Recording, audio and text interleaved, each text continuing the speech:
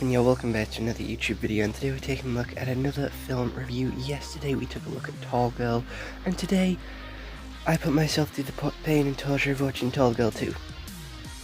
Yesterday, if you watch yesterday's video, you'll know that I wasn't the biggest of fans of Tall Girl. I wasn't the biggest of admirers. It wasn't the greatest film I've ever watched, but Tall Girl 2 was slightly better. I'm going to be honest, it was slightly better than number 1, so I had a little bit more of an enjoyable time, but not by much. It was, in better words, it was a little bit of a less horrible time watching this movie.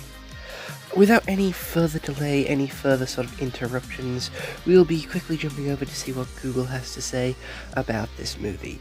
So, Tall Girl is a 2021 1 hour and 41 minute movie, which you can watch on Netflix, and it has a solid 4.7 out of 10 on IMDb, a 63% Rotten Tomatoes, and a 3 out of 5 on Common. So how the story goes is Jodie deals with her newfound popularity, her miscommunications, however, start causing rifts with those around her, and now she really needs to stand tall. So how this movie goes is, she's popular with everyone, no one's bullying her anymore, she's walking around helping everyone reach high places and oh yeah, look at me, I'm tall, everyone loves me, yippee-ki-yay. Complete opposite of how, the first movie started with everyone, bullying her. Now everyone loves her, it's completely opposite. Too many people like her, I'm gonna be honest, she is way too popular. It is unrealistic. Especially to have that quick of a change in 3 months, from being absolutely hated by everyone to absolutely adored by everyone. That is a huge fucking change, and it did take 3 years for this movie to be made, and they try and make out that it's been 3 months in universe. Okay, just go with that. They break up within the first 20 minutes of the movie. The boyfriend that she's had for so long, they break up because of her troubles. She gets in to be the lead play in the musical, and something that she's always wanted to do. The foreign exchange student guy, I forgot his name, Stig, I think, his sister comes to town, and his sister and the boyfriend start hanging out the entire time, trying to make Jodie jealous, or trying to, they form a pact so that they won't ever fall in love with the people that they broke up with because her boyfriend cheated on her, and they basically just sit there and stop each other from hanging out with their boyfriends every time they try to. And Jodie has a relationship, or sort of falls a little bit in love with the other lead. They kiss each other, and she tells the boyfriend's all pissed and storms off. She's upset, she's sad, and apologizes to him, and they get back together by the end of the movie. Her best friend gets with the foreign exchange student, and they all live happily ever after, with Sabrina Carpenter moving away. She moves to the other side of America, and that's pretty much the movie. That is pretty much the movie. The story is very basic. The story is a lot more basic than the first one. It's just literally relationship problem after relationship problem. It sort of follows a similar pattern to the first movie, with similar story beats, but maybe a little bit switched up, with everyone adoring her at the start and everyone hating her at the start, and both of those things causing problems. So she gets upset and causes problems with her boyfriend, or the one that she wants to be boyfriends with. They separate, they get angry at each other, they get back together, and they're all happy. But she kisses someone else halfway through the movie, which causes even more problems. So very similar story beats to the first one. You can see a lot of similarities with story and sort of development.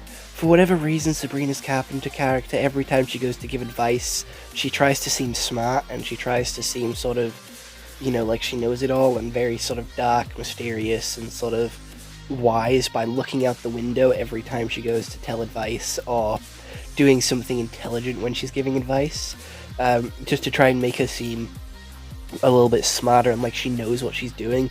I just felt like she was being overly dramatic and taking it way too serious, and like being over the top with the advice she was giving. It was good advice, fair, but what she was doing when she was giving it kind of made it seem like she was a little bit off with it, and I wouldn't really have trusted her with that advice if she did that as she was giving me the advice. It's just very weird. Again, the acting has improved from the first movie. It wasn't terrible, but it wasn't brilliant. I'm still not sure if that's his real accent or not, but it still bugged me if it wasn't, because I don't know, the accent seemed really fake, in my opinion. I don't know. Again, I don't know what his accent is, and I don't know what accent he's trying to do, if it is a fake one, so I do apologise, but it does seem fake, without knowing any of that information. Sabrina Carpenter's character was, again, the best part of the movie. Her character was very interesting, and she is, like, expanding and moving herself away from the family, going to pursue something that she wants to do, and that causes problems in the household, and it just adds a little bit more drama into the mix and makes the story a little bit more interesting than just the relationship love triangle thing that's going on, which you kind of feel like is going in completely different directions, and you think that the boyfriend is going to get with the sister, but doesn't. And I would have felt like if he did, it would have been a little bit more of a conflict in the movie, and a little bit of a more exciting, to say the least. And if she got with the Music Man, again, that would have been a little bit more exciting. But then again, it would have followed the exact same story beat as the last movie, where they get with other people to try and make each other jealous. So again, it is just a like carbon copy of the first movie with extra steps.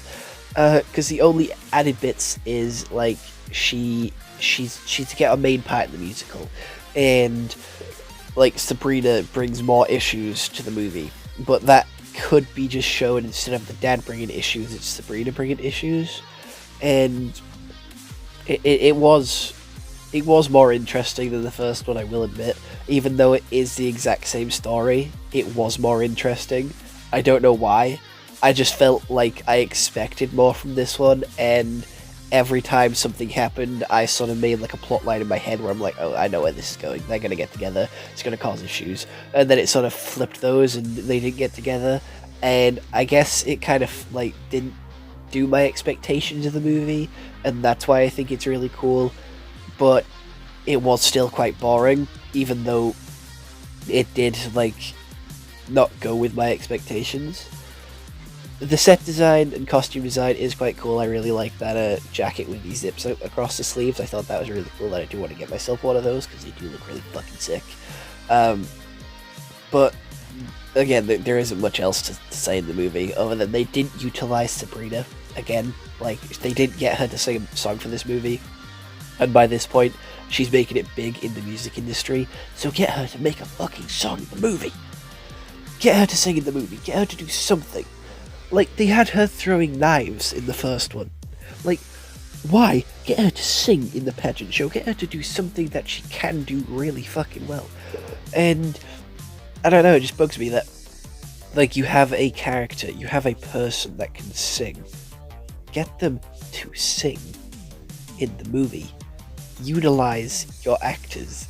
Utilize them for, like, everything they can do. Make the most out of them. You're probably spending quite a lot of money on these actors. Use them. Like, get them to do what they're good at. I'm not saying she's a bad actor, I'm just saying she can sing as well. Add that into the mix. Make the movie a little bit more interesting. Because they did have Sabrina trying to be in a musical, so they couldn't... Not Sabrina, the Jodie trying to be in a musical. So, get her sister to teach her a little bit about singing. Because I know she can sing decently well, but, like, get her to give her sister a couple of tips. I don't know. Just a little bit of singing wouldn't have gone too far. The musical bit at the end was very well choreographed and very well lit. Costumes are pretty cool, and I did appreciate that. I thought the musical bit at the end was really interesting and really cool. And it did sort of lead to the boyfriend not turning up, but he was still there. So again, it did give you a little bit of a shock at the end of the movie with, you know, them getting back together after expecting him not to show up because he's still upset and mad at her. And at the end of the movie, she admits to burning the shoes. Again, another fucking upset caused just by her being stupid. Like, fair, but then there is the overreaction from him. I'm gonna be honest, all this could be solved with a little bit of communication. They're just both not good at that. She does something wrong, and he has a very over-the-top reaction to it, and he gets offended very easily. I do agree he did say she could leave, so if she did leave, it wouldn't have been a huge surprise, you know? Like, damn. Fair enough, you would be a little upset that you spent time and effort preparing it, but if you did say, hey, I don't mind if you feel like you need that time to be somewhere else, and then she does, dog, you said that, you gave that offer, you put that out there. Like, go. Also, she didn't feel comfortable enough to trust you and tell you about the voice she has in her head. Like, she didn't feel comfortable enough to tell you that. So, again, how close really are you? Like, if she doesn't feel comfortable enough to tell you that, are you even listening properly in the first place? Like, are you even doing anything in the first place to, like, help them out? Because she took that straight to her sister, and I really thought that she would tell Duncan, that's his name, but she didn't, which, again, just shows how weak and fragile their relationship is, and, you know, maybe it wasn't as strong as they thought it was. Anyway, they're back together now, the movie's finished, and I'm gonna give it a solid, like, what, 5 out of 10. Like, again, it's a very mid movie. I wouldn't recommend it to you, but if you didn't have anything else to watch and you wanted to watch a movie, this one's alright. This one's very mid.